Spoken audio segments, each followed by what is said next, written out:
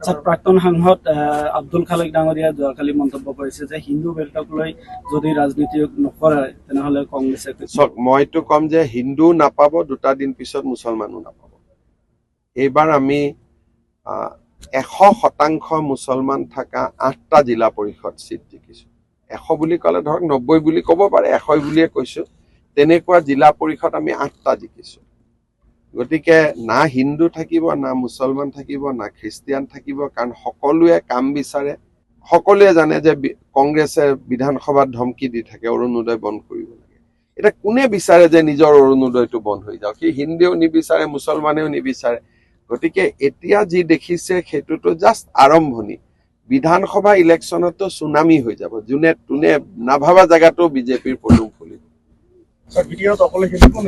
বিটিআৰত আমি আজি আমাৰ গধূলি মিটিং আছে, কিন্তু আমি অকলে খেলিম। কিন্তু আমি যিমান সিটত আমি পাৰো সিমান সিটতহে খেলিম। আমি য'তে ত'তে নেখেলো। য'ত আমাৰ শক্তি নাই তাতে আমি নেখেলো। গতিকে যিমান সিটত আমাৰ শক্তি আছে সিমান সিটত আমি প্ৰতিদ্বন্দ্বিতা কৰিম। গতিকে যোৱাবাৰ আমি 25টাত কৰিছিলো, এইবাৰ কিমান কৰো আমি চাই লওঁ।